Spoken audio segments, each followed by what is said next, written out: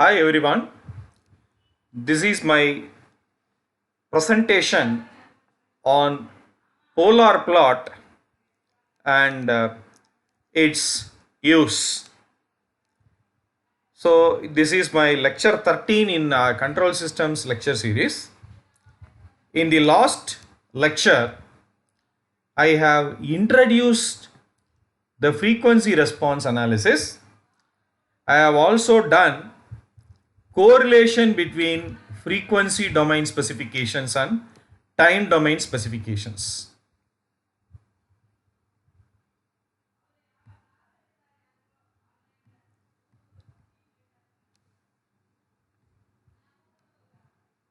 The learning objectives of this presentation are to obtain the polar plot or frequency response plot from the open loop transfer function, to assess stability of closed loop system using Nyquist stability criterion. Actually, this particular presentation, polar plot and analysis of stability using Nyquist stability criterion, is an ultimate thing in frequency response analysis because one has to understand this thoroughly if he or she wants to apply the frequency response analysis for control system application. So first, what is polar plot? We have already seen in the frequency response introduction, that is the previous lecture 12, we have to obtain the sinusoidal transfer function g of j omega by varying the frequency over a wide range and finding the magnitude of the gain and then phase angle of the gain. That is actually our frequency response. So polar plot is nothing but obtaining that graphically, that is whatever we obtained experimentally or whatever we obtain mathematically from the transfer function, that we have to plot as a variation of magnitude of the sinusoidal transfer function with phase angle or argument of g of j omega by varying the frequency from 0 to infinity. As already mentioned, this is very much useful in the stability analysis. Let us understand how to construct polar plot with few transfer functions. Suppose the open loop transfer function g of s is 1 by 1 plus st, then in frequency domain g of j omega will be 1 by 1 plus j omega t. Say polar plot is nothing but we have to vary the frequency from 0 to infinity and check how the magnitude and phase angle vary with respect to this variation and then plotting the same. Now I have made a tabular column wherein I have opened one column for omega because this is going to be the independent variable, and magnitude of g of j omega and phase angle of g of j omega, they are going to depend on this omega. Now omega is varied from 0 to infinity. So magnitude, since this is a complex number, 1 by root of 1 plus omega square t square. Phase angle of g of j omega, 1 has got no phase angle. 1 plus j omega t phase angle is minus tan inverse of omega t. Therefore 0 minus tan inverse of omega t, that is the phase angle. Now we know very well that as omega is 0, this magnitude is 1. As omega is 0, phase angle is 0. As omega is infinity, this becomes infinity. Therefore 1 by infinity is 0. Phase angle minus tan inverse of infinity, minus tan inverse of infinity means minus pi by 2 or minus 90 degrees. So for the benefit of understanding the way in which the polar plot goes, I have calculated at intermediate frequencies also. So at 1 by 2t, 1 by t and 2 by t. So I have simply substituted the corresponding values of omega. So I can find that the magnitude is decreasing with respect to omega. Phase angle is increasing in the negative direction from 0 to minus 90 degree.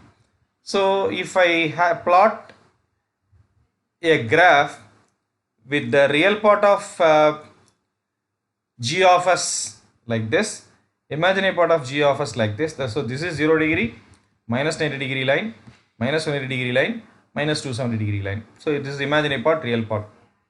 So at omega equal to 0, magnitude 1. So I take a suitable scale for this 1. So it is at 0 degree. Suppose omega equal to 1 by t minus 45 means I have to take 45 degree. I should take 45 degree from here, but in the clockwise direction, then only angle will be negative. So if I plot corresponding to minus 40 degree 0.707, we can find that this magnitude is more compared to this magnitude. So if we take a proper scale in a graph sheet, that graph sheet is actually called the polar chart, then we can draw in the polar chart also, so that I can show in the next presentation. So for the time being, what I can make you understand is this magnitude is decreasing and the phase angle is increasing in the negative direction. So magnitude is like this. So magnitude is decreasing, decreasing, decreasing. Finally, it becomes 0. That means the polar plot occupies the fourth quadrant. So I have got only one pole, that is non-zero pole. Let us see what happens to the polar plot for some other transfer function. So here I have added one more pole, that is s into 1 plus st. So 1 by s into 1 plus st means 1 by j omega into 1 plus j omega t in frequency domain.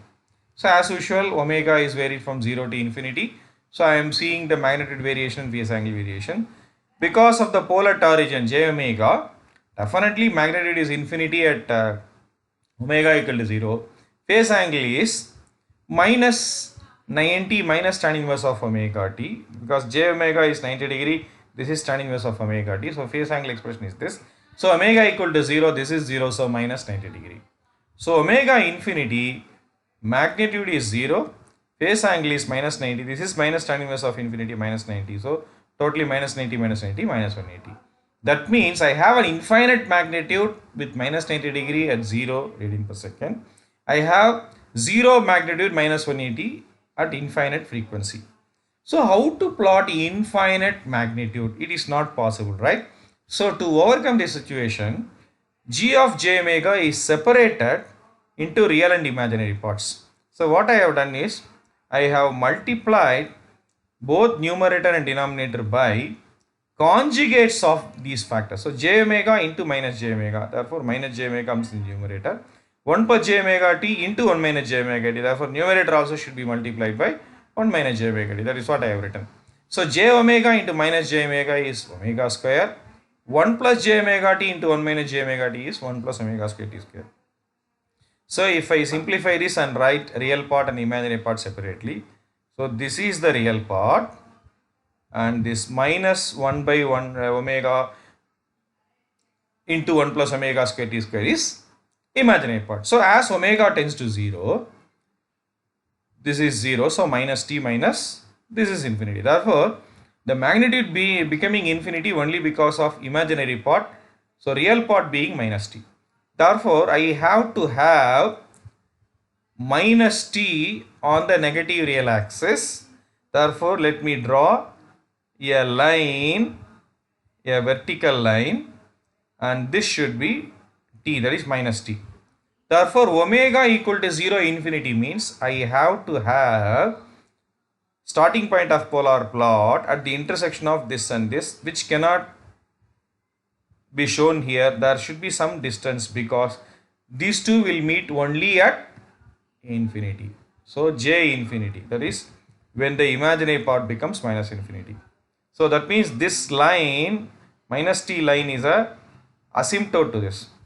As omega is increased, magnitude decreases, phase angle also increases in the negative direction. So we can see that magnitude decreases. So from this, if you see, magnitude is decreasing with respect to omega. That is what shown, omega increasing direction. So phase angle is minus 180. So this line. So this is the polar plot of this particular transfer function. Let us see polar plot of this. So here two non-zero poles. So in the previous case, one pole at origin and one non-zero pole. So two non-zero poles. So 1 by 1 plus st1 into 1 by 1 plus st2. So s equal to j omega I am putting. As usual, I am finding the magnitude and phase angle. So omega 0, magnitude is 1, phase angle 0 degree. So omega infinity, magnitude is 0, phase angle minus 180 degree. So that means polar plot starts from 0 degree at magnitude 1 and it ends at 0 magnitude and minus 180 degree. So in between definitely it will get minus 90 degree. Therefore, to find out the point of intersection of the polar plot with that minus 90 degree, I am equating the phase angle expression to minus 90 degree. So this is the phase angle expression, minus 90 degree. So I am taking minus 1 multiplication throughout, then taking tangent on both sides. So tan of a plus b is tan a plus tan b by 1 minus tan a tan b. So tan a means tan of tan inverse of omega t1 omega t1, tan b tan of tan inverse of omega t2 omega t2. So tan a plus tan b divided by 1 minus tan a tan b. So these two should be multiplied, omega square t1 t2 equal to infinity. Therefore, for this to become infinity, denominator should be 0. So denominator is 0. Therefore, omega is 1 by root t1 t2. So I am finding at omega equal to 1 by root t1 t2, what is the magnitude? So I substitute here omega as 1 by root t1 t2. If I simplify, I will get, so when I substitute omega as 1 by root t1 t2 at this and simplify, I will get this. Already I know this is minus 90. From this only I find out.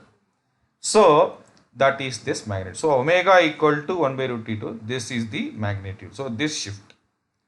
That means this magnitude is also definitely less than this one. So thereafter the curve bends and it reaches minus 180 because of this. Right. This is the third case.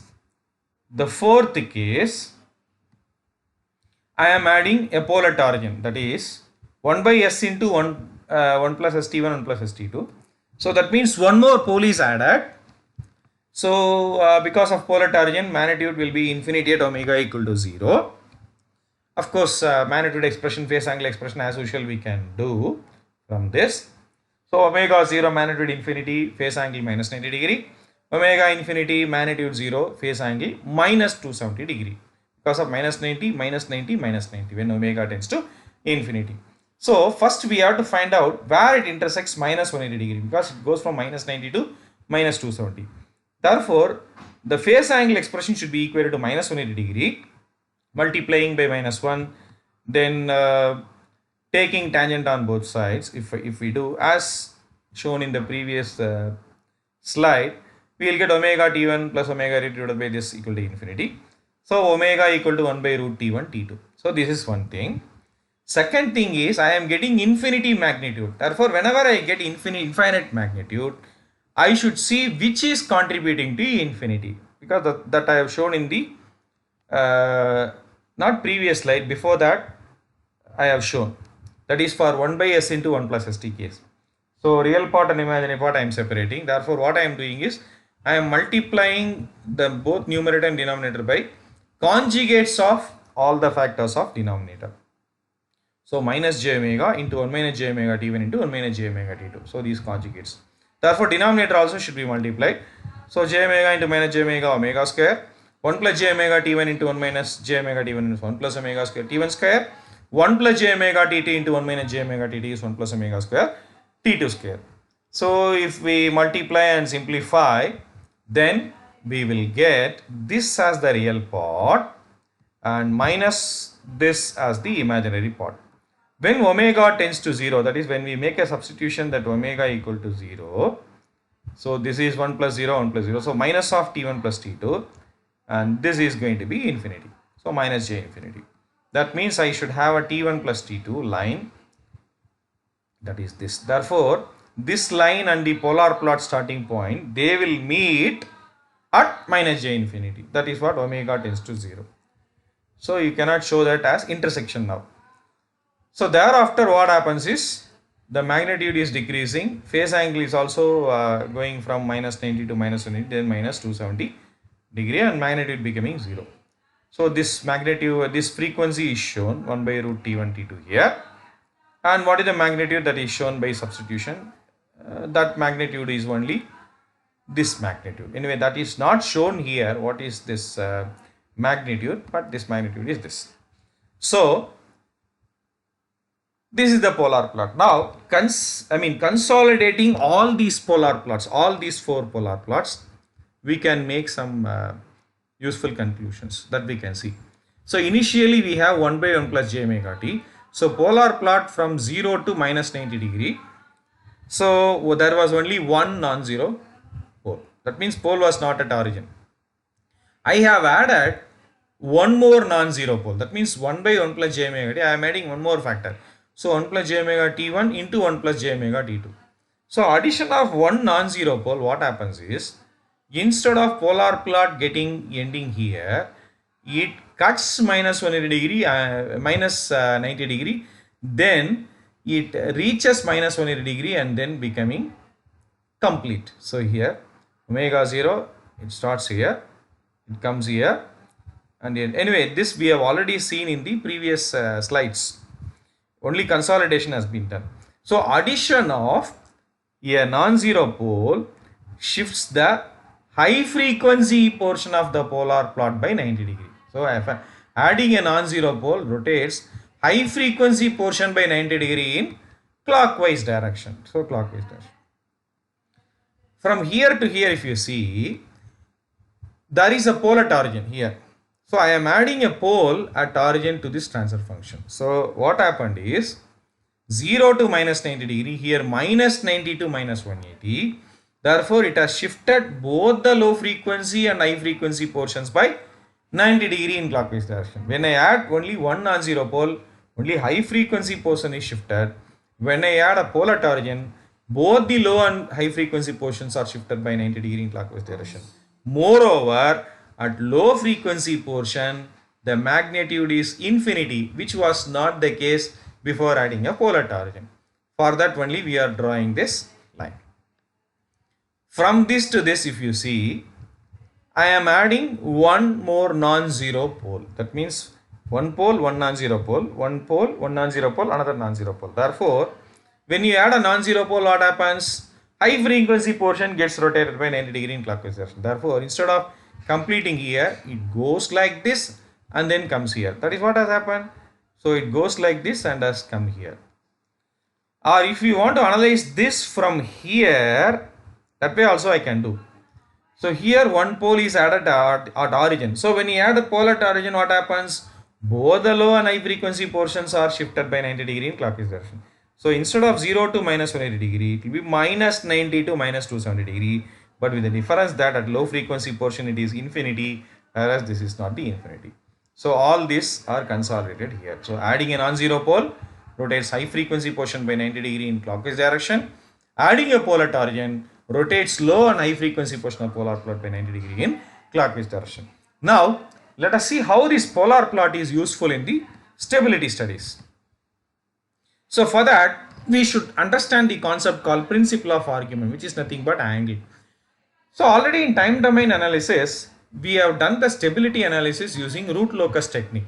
That is, we have seen how to locate the closed loop poles for the desired specifications, maybe damping ratio or rise time or settling time using root locus. So this procedure was trial and error because we have to draw a damping ratio line and we have to check whether the trial point is on the angle criterion, all that we have to do. So Nyquist stability criterion, this overcomes this particular difficulty. So there is no need to even see the poles. So such a powerful tool is Nyquist stability criterion. So that is why this frequency response analysis is having an advantage over the time domain analysis because of the power with which it gives the answer. So to understand this, first we have to consider the open loop transfer function as usual, analytic function. So analytic function means the function is analytic provided the function and its derivative exists. The function and its derivatives exist at places other than singularities, that is where the function becomes 0 or infinity. So at poles and zeros, the functions will not be analytic. So this is an idea. So I have to choose a contour, right? I have to choose a contour in S-plane contour and I have to map the contour into G of S H of S plane. That means I am mapping S-plane to G of S H of S plane. That means this is like conformal mapping that we might have studied in mathematics. So how to map S-plane contour into G of S H of S contour? and how this mapping can be exploited to assess the system stability. That is the ultimate idea of principle of argument. See, according to the principle of argument,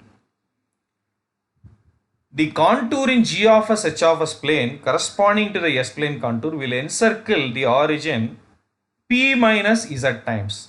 For example, if P is the number of poles and Z number of zeros enclosed by the S plane contour, then the number of encirclements made by G of S H of S contour is P minus Z. Let us understand this. For example, here I have two zeros minus Z1 minus Z2, poles minus P1 minus P2 minus P3 minus, so 4 poles. Out of this 2 zeros and 4 poles, only 1 pole and 2 zeros are inside a S-plane contour. So this is an arbitrarily chosen contour, and this contour is chosen in the clockwise direction, and 2 zeros and pole are inside the contour. That means they are enclosed by the contour. Now I am taking a trial point S. What I am doing is, as I have done in the root locus concept, I find out phase angle, that is minus that zeros and poles I am joining with S, finding out S plus Z1, S plus Z2, S plus P1, S plus etc. then phase angle. So I find the phase angles, all these phase angles. Now, since this 2 zeros and pole are inside the contour, these 2 zeros, when I am traveling this S-plane contour once in the clockwise direction, when I travel this along the S-plane contour once in the clockwise direction, this phase angle of S plus Z1 also, it will, here it is this, here it will be this will be the phase angle. When the S is here, this will be the phase angle. Like that, when I travel once, this phase angle of S plus Z1 will be minus 2 pi. Similarly, phase angle of S plus P1 is minus 2 pi. Phase angle of S plus Z2 is minus 2 pi. That means for one rotation of S-plane contour, these three angles also will change by 2 pi radians in clockwise direction. Therefore, when I take the angle means numerator angles minus 2 pi, this is minus 2 pi minus 4 pi, minus of minus 2 pi denominator. That means minus 4 pi minus of minus 2 pi means minus 2 pi. That means there will be one clockwise encirclement of G of S H of S contour about the origin. That is what we say principle of argument. So here poles outside the contour, they are not making any phase angle contribution due to the principle of argument, because even though this is changed, this point is not changed, this point is same. So when I join that particular phasor, if I find out the phase angle, it will be 0 degree corresponding to all the poles and zeros outside the contour. Therefore, that is what said, phase angle contribution due to the poles and zeros outside the contour is 0 degree. So any pole or zero enclosed by the contour only will make minus 2 pi radians. So if it goes through 0 or pole, that is what I said, analytic function will not be analytic, because it passes through singularities. That is why I said we have to take either inside or outside. So this is G of S H of S contour. So if there are Z poles and P poles, means Z minus P into minus 2 pi, that will be the encirclement angle. Or normally poles will be greater than zeros and more poles may encircle. That is why it has been given P minus Z. Even you can take Z minus P. Right. How this principle of argument can be useful for Nyquist stability analysis. For example, I take a transfer function f of s. I take a function f of s. It has got m zeros, minus z1, minus z2, minus zm, minus p1, minus p2, minus pn. K is the open loop gain. What is the phase angle? All this numerator phase angle you add, s plus z1, s plus z2, etc., s plus zm, minus phase angle of s plus etc., s plus pn. Just now we have seen number of encirclements made by G of S H of S contour about origin is z minus p, where z and p are zeros and poles enclosed by the S-plane contour. Not all the zeros and poles. Whatever zeros and poles are enclosed by the S-plane contour, that is that z minus p. If z is less than p, in the previous case we have seen z is greater than, number of zeros. Yeah. number of zeros is greater than p, so encirclement clockwise. If z is less than p, that is p is greater than z, means this encirclement should be anti-clockwise. So here I have to make a note that it is not clockwise, anti-clockwise.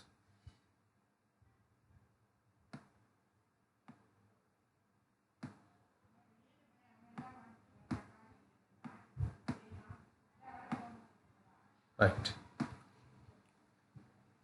Suppose z equal to p, that means number of zeros enclosed and number of poles enclosed both are equal, means no encirclement. That means g of s h of s contour will not encircle. That is the idea. So this relation between enclosure of poles and zeros of g of s by the S-plane contour and encirclements made by g of s h of s contour about the origin is principle of argument. That is what I have shown in the previous slide. Now this is taken as the open loop transfer function. 1 plus g of s h of s means I will write 1 plus this. So if you take LCM, you will get like this. So there are n factors. Here there are m factors. So n, for example, n is 3, m is 2, means if we combine, expand and combine, how many factors will be there? 3 factors will be there. Now instead of 3, here n and m, 3 and 2. Therefore there will be n factors that I have to again factorize. Since they are all present in the numerator, I am taking z1 dash, z2 dash, zn dash. Therefore minus z1 dash, minus z2 dash, minus zn dash are nothing but zeros of 1 plus g of s h of s. What is 1 plus g of s h of s? Characteristic polynomial. For system to be stable, where the pole should be located?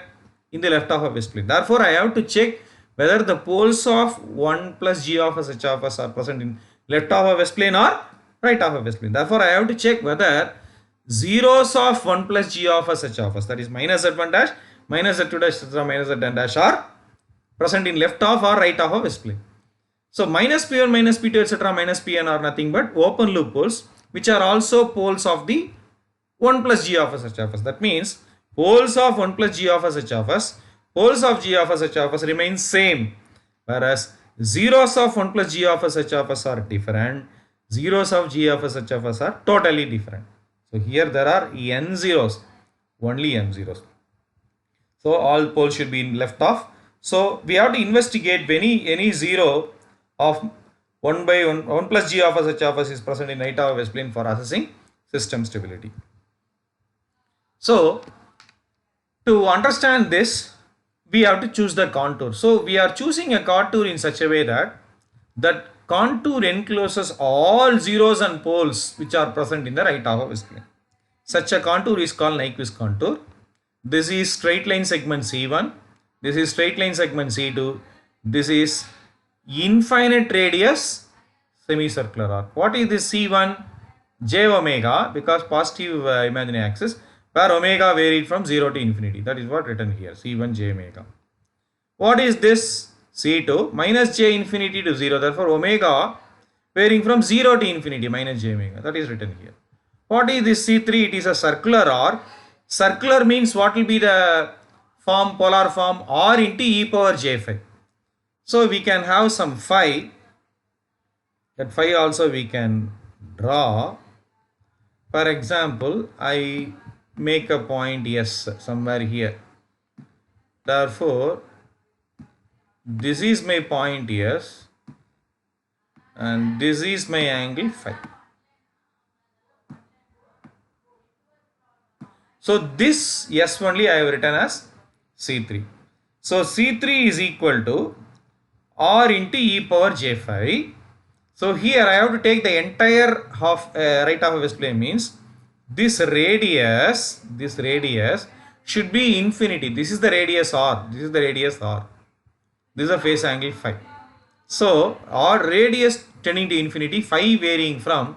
So phi can vary from here to here. What is here? Plus j infinity. What is here? Minus j infinity. Therefore, at this j infinity phase angle is plus 90°. At minus j infinity phase angle is minus 90°. So phi varying from 90° to minus 90°, or tending to infinity. So here I should take or. Right. Therefore, this contour is Nyquist contour.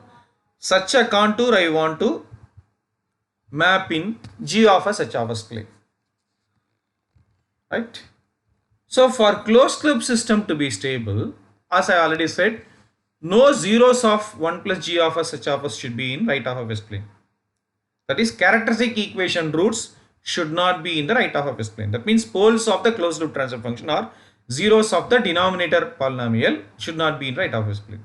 If any pole in right half of S plane means any pole of 1 plus G of S H of S, that means any open loop pole, because open loop pole of G of S H of S and this 1 plus G of S H of S pole are same.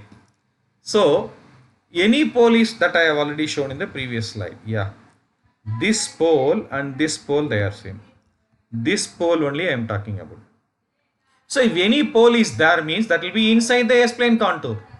So by principle of argument, number of anti-clockwise encirclement made by 1 plus G of S H of S contour about the origin will be number of poles present in the right half of S-plane if the system is stable. What does it mean?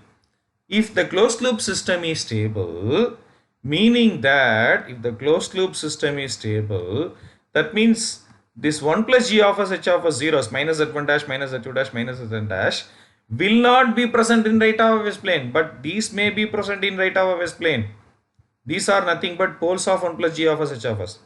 But this zeros of 1 plus G of S will not be present in right half of S plane. If they are not present in right half of S plane means Nyquist contour will not encircle.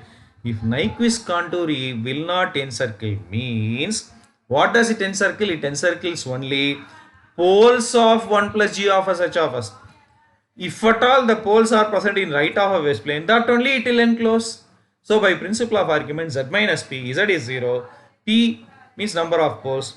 So 0 minus, for example, 2 poles in right half of S plane means 0 minus 2 means 2 anti-clockwise encirclement, because 0 minus of minus 4 pi. So plus 4 pi means anti-clockwise encirclement. For example, 1 pole means right half of S plane means 1 anti-clockwise encirclement. So that is what shown here. See here, just one anti-clockwise encirclement is shown here just for understanding. 1 plus G of S H of S. Fortunately or unfortunately, we are not plotting 1 plus G of S H of S because we know only G of S H of S. Our job is not to find out 1 plus G of S H of S because we don't have to solve the roots of the characteristic equation. That's a tedious process. Therefore, this 1 plus G of S H of S is shifted to G of S H of S. What does it? What I have done is, any point on this is 1 plus G of S H of S. To this I have added minus 1. So this magnitude is minus 1. This length is minus 1. Therefore, this 0 will get shifted to minus 1. So that means all the points would have got shifted by minus 1 to the left. That means entire G 1 plus G of S H of S contour would have got shifted by 1 unit to the left. That means the real point would have shifted by 1 unit to the left. That means it would have become more negative. Therefore, instead of checking whether it is encircling 0, 1 plus G of S H of S, it is enough if I check whether G of S H of S encircles minus 1 plus J0. That is why Nyquist stability criterion is stated like this. So G of S H of S contour in G of S H of S plane, this is G of S H of S plane, corresponding to the Nyquist contour, because this only we map into G of S H of S contour, encircles the point minus 1 plus J0 as many times as the number of right of S plane poles, closed loop system stable. Why I am not considering the zeros of that means I know already zeros should not be present for system to be stable. Therefore, I am just mapping only with respect to the poles. So assuming that the zeros are not present, poles, if at all they are in right half of S plane, that will be enclosed by the Nyquist contour. Therefore, 1 plus G of S H of S contour will encircle origin in anti-clockwise direction once. Why anti-clockwise? Means 0 minus of minus 2 pi if one pole is there. Therefore, whenever I am talking with respect to origin here, when I talk with respect to g of s h of s, I should talk with respect to minus 1 plus j0. That's all. So g of s h of s contour in g of s h of s plane corresponding to Nyquist contour in S plane encircles minus 1 plus j0 in anti-clockwise direction as many times as the number of right of S plane poles, then the closed loop system is stable. Therefore, mapping of C1, mapping of C2, mapping of C3 only is your G of S, H of S contour. What is mapping of C1 if we see? Omega is varied from 0 to infinity. When I vary omega from 0 to infinity, what is G of S, H of S I am doing? What is that? That is nothing but polar plot. That is what we have already seen. See here C2 mapping, that is omega minus 0 to infinity, but minus j omega. That means mirror image of this is mirror image, this C2. Therefore, I have to map C1. If I simply take the mirror image, I will get mapping of C2. Then I have to map this. So, mapping of this. Anyway, when I map this infinite radius arc, it will be origin if the open loop transfer function has got more poles than the zeros. Anyway, that we will see later. So, this is the thing. So, let us understand the application of this Nyquist stability analysis. So, mapping of C1 polar plot, mapping of C2 mirror image, I already said. C3 is origin. If zeros is lesser, yeah. If poles are more, otherwise constant. If zeros is more than the poles, infinite. Normally we will not get like this. If the system is physically realizable, definitely zeros will not be more than poles. If the zeros is equal to poles, we may get in some cases. So these two cases only we may get. Anyway, we will see this with the help of examples. So Nyquist criterion, use that and investigate closed loop stability of the open loop transfer function. So open loop transfer function is given. So what is the first step? We have to write it as a sinusoidal transfer function because we are doing the frequency response analysis. So we have to find out the mapping of C1, mapping of C2 and mapping of C3 of the Nyquist contour, because we have to see how the S-plane contour is mapped into G of S, H of S contour. But what about the poles? S equal to minus 1, S equal to minus 2. Therefore, how many poles are in right of S-plane? No pole is in right of S-plane. If no pole is in right of S-plane, what should be the encirclement of G of S, H of S contour about the point minus 1 plus G0 for the system to be stable? There should not be any encirclement with respect to minus 1 plus G0. Let us check whether there is any encirclement or not. So mapping of C1 is nothing but polar plot, for which we need magnitude variation and phase angle variation. So to facilitate that, magnitude expression and phase angle expression were written. So magnitude, we know we have to take magnitude square root of all that. Phase angle tan inverse that relation we have to use. For the easy understanding, I have tabulated for different frequencies.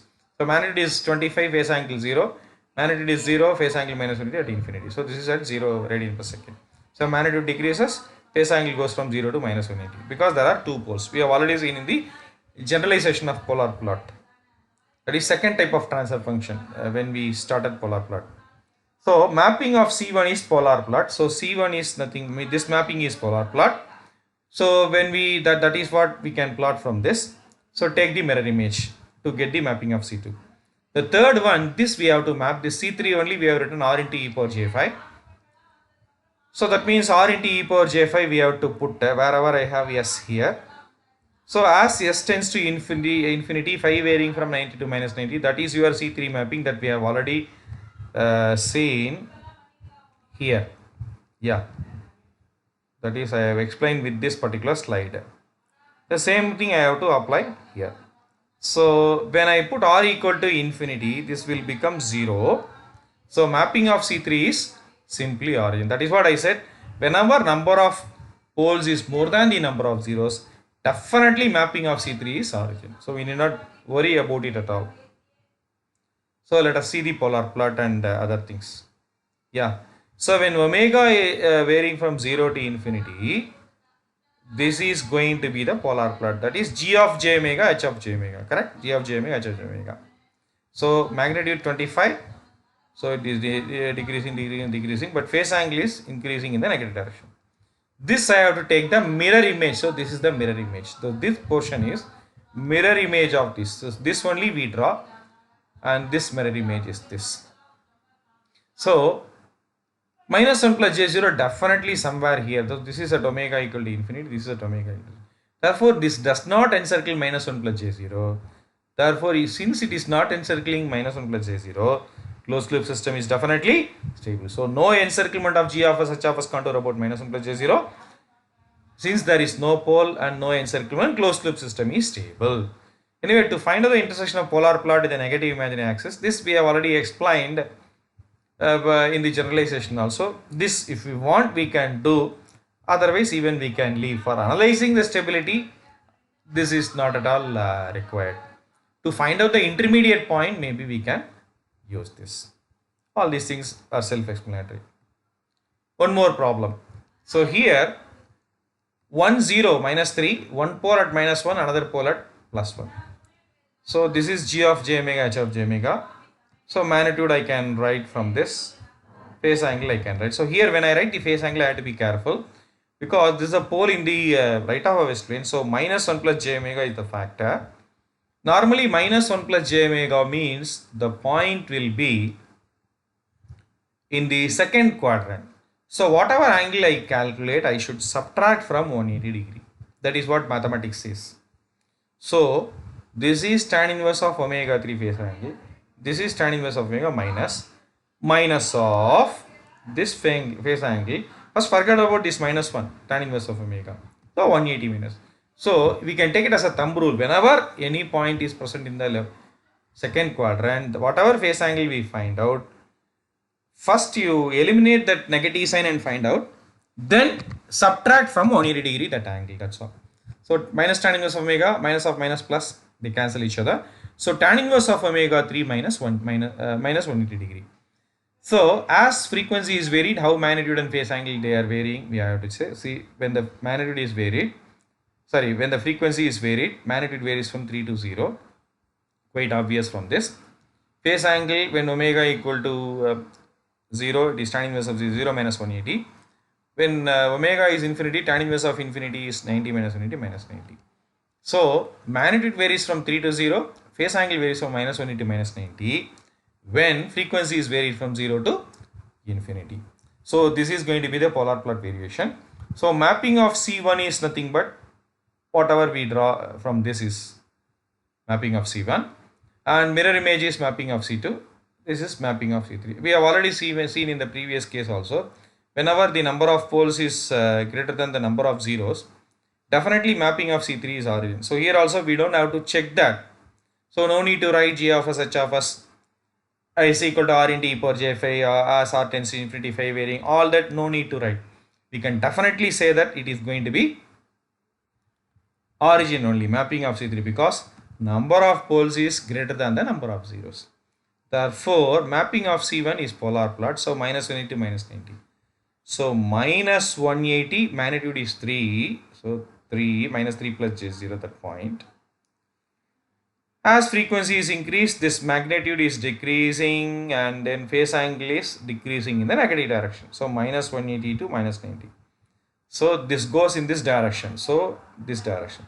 So we have to do, this is g of j omega, h of j omega. That is mapping of C1. So mapping of C2 is this, g of minus j omega, h of minus j omega. Mirror image. This mirror image. That is mapping of C2. Like mapping of C1. Then mapping of C3, just now we have seen origin. Now we can see this encircles minus 1 plus j0, because minus 3 is outside, this is 0. Definitely it will encircle minus 1 plus j0, or minus 1 plus j0 will be inside, meaning that there is one anti-clockwise encirclement of g of s, h of s contour. See, one pole is in right half of S plane. We have to have as many anti-clockwise encirclement as the right of S plane poles of g of s, h of s for the closed loop system to be stable. That is what we have seen from Nyquist stability gradient. Fortunately, this encirclement is same as number of poles in right of S plane. Therefore, one anti-clockwise encirclement, one pole in right of S plane, So this anti-clockwise encirclement about -1 plus J0 system is stable. So we will see special problems, that is whenever we have poles at origin in the open loop transfer function. Similarly, the relative stability, all that we will see in the next presentation, lecture 14. Thank you.